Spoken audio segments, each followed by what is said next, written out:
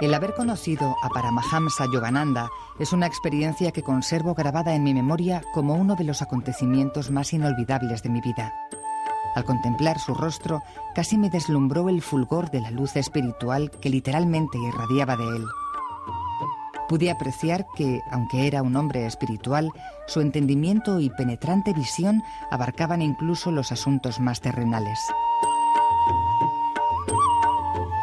Percibí en él las cualidades de un auténtico embajador de la India que llevaba a cabo la tarea de brindar al mundo la esencia de la antigua sabiduría de su país natal. Paramahamsa Yogananda nació en la última década del siglo XIX en una localidad de la India llamada Gorakhpur. En 1925 estableció en Los Ángeles la sede internacional de la Hermandad de la Autorrealización. Fue un importante propagador del yoga en Occidente, particularmente del método conocido como Kriya Yoga. Y escribió la autobiografía de un yogi, una revelación de un logro personal en la búsqueda del contacto con Dios. Semanas después de su deceso, acaecido en 1952, su rostro inmutable resplandecía con el divino fulgor de la incorruptibilidad. Para hablar de Paramahamsa Yogananda contamos hoy con la presencia de Jesús Callejo, que ya ha estado con nosotros para hablar de Alexandra David-Nil, Elena Petrovna Blavatsky, Nicolás Roerich, sufismo, etc. Colaborador en distintos medios de comunicación y contertulio del programa de radio La Rosa de los Vientos, y escritor que tiene en su haber más de una veintena de obras, entre las que destacamos Fiestas Sagradas, Bestiario Mágico, Secretos Medievales, Breve Historia de la Brujería, Enigmas Literarios y Las Profecías del Tercer Milenio. Buenos días, Jesús.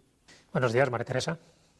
Siendo estudiante en la escuela de secundaria, Paramahamsa Yogananda huye de casa con 3 amigos para buscar a su gurú, a su maestro, pero para su corta edad realmente representa un ser humano que tiene altas inquietudes, ¿no? Su mente reflexiona de una manera muy madura. Era muy inquieto. La verdad que Yogananda, antes de que se empezara a llamar Yogananda, sino Mukunda, que era su nombre, sí que tenía muchas inquietudes por saber lo que había más allá de su aldea, incluso de la India. Él comentaba, y así lo refleja en su obra autobiográfica, que quería saber lo que había más allá de la oscuridad de los ojos cerrados. Esa era una de las inquietudes que ya tenía de pequeño. Él se queda sin madre cuando tenía 11 años y a partir de ahí se acrecienta esa necesidad de buscar a Dios, o de buscar por lo menos un concepto trascendente de la vida. Por eso hace muchas escapadas, quiere ir en busca de los gurús que están en el Himalaya. Su hermano mayor es el que le corta muchas de estas escapadas precisamente para no ser regañado por su padre. O sea, que ya desde pequeño sí que empieza a tener unas inquietudes muy claras en busca de alguien que le enseñe, en busca de su gurú.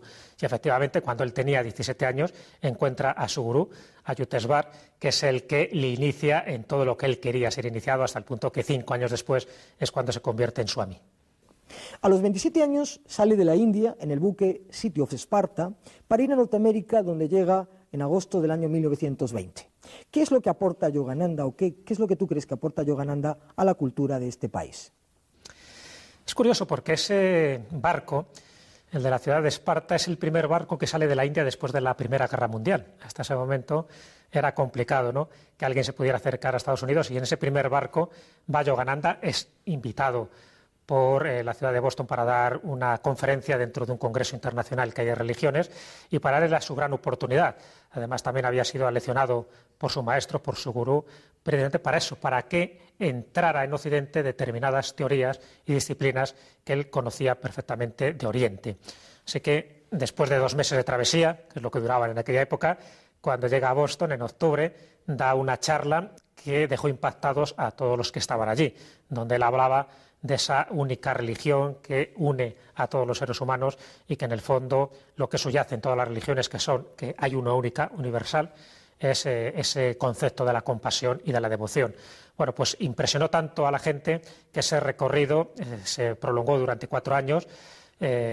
tenía una convocatoria tremenda, ¿no?, de personas, hasta 3.000, 4.000 personas se habla de que acudían a sus conferencias. Incluso se sabe que en el Carnegie Hall de Nueva York, las 3.000 personas que estaban allí, todos cantando al unísono uno de los mantras sagrados, una de las oraciones sagradas de la India, que era "Oh Señor hermoso". Es decir, que en el Carnegie Hall pudieran tener este tipo de conciencia casi mística provocada por Yogananda nos da pie a pensar que su carisma trascendía fronteras, y en Estados Unidos, desde luego, no dejó indiferente, ni siquiera al presidente de Estados Unidos del momento, que en 1927 le recibe Calvin Coolidge y se queda impresionado también por su sabiduría, y de hecho estamos hablando de que es el primer gurú de Oriente que es recibido por un presidente de los Estados Unidos.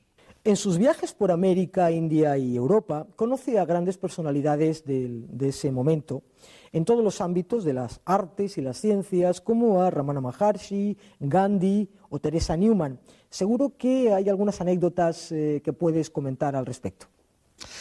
Sí, claro, estamos hablando de personajes que estaban marcando pues un hito importante, tanto en la ciencia como en la espiritualidad de la época. Cuando conoce a Gandhi, Gandhi quiere ser instruido en el Kriya Yoga, que es una de las grandes disciplinas que enseñó Yogananda. Así que tenemos ni más ni menos que a Mahatma Gandhi como uno de los discípulos aventajados de Yogananda. Cuando conoce a Rabindranath Tagore, que había recibido el Premio Nobel de Literatura, Tagore había creado unas escuelas de educación a los niños, también basadas un poco en ese concepto espiritual, y también pide consejo a Yogananda para ver un poco cómo lo puede hacer mucho mejor para que ese mensaje llegue de forma más profunda a sus discípulos, a sus alumnos. Así que toma muchas de esas referencias que Yogananda había creado en la India, porque él ya había creado también escuelas donde se enseñaba una enseñanza muy armónica, integrada con conceptos de Oriente y de Occidente, y también con la práctica del yoga. Tagore no enseña yoga, pero sí se contagia de toda la otra filosofía que Yogananda le confiere. Y también conoce, de las muchas personas que conoce, uno que le impacta muchísimo es Teresa Newman. Teresa Newman, una famosa estigmatizada, una católica de Baviera, que por entonces ya tenía fama de que no comía ni bebía. De hecho, estuvo así durante 36 años. Solo consumía lo que era la Sagrada Forma en la Eucaristía. Entonces se quedó muy impresionado porque Yogananda ya conocía algún caso en la India, como Giri Bala, que no consumía ningún tipo de alimento. Y se dio cuenta que también en Occidente, en este caso en Baviera, había una mujer que ocurría lo mismo, es decir, que era capaz de trascender lo que serían las leyes físicas, el poder vivir y no un año ni 2 años, sino durante décadas, sin ingerir ningún tipo de bebida ni ningún tipo de alimento sólido. Eso también le impactó y se dio cuenta que al final Oriente y Occidente estaban más unidos de lo que pensábamos. Una de las principales enseñanzas de Yogananda es el Kriya Yoga, ¿no? ¿En qué consiste exactamente esta técnica conocida como Kriya Yoga?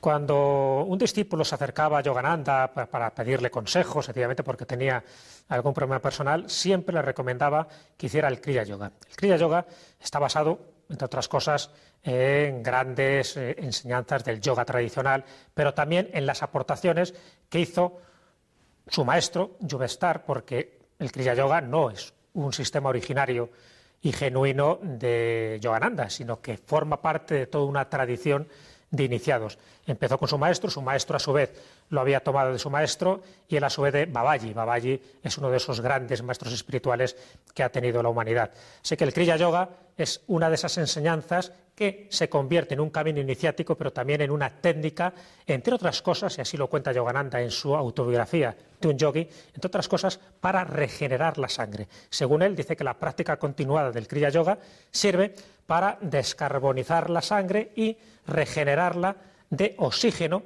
hasta el punto que eso, haciéndolo bien y de una forma continua, se puede regenerar los órganos internos del ser humano y sobre todo los tejidos, hasta el punto de que puedes vivir incluso más años de los que físicamente estarían permitidos. Y eso es curioso, que se llegó a confirmar por varios experimentos médicos que se hicieron.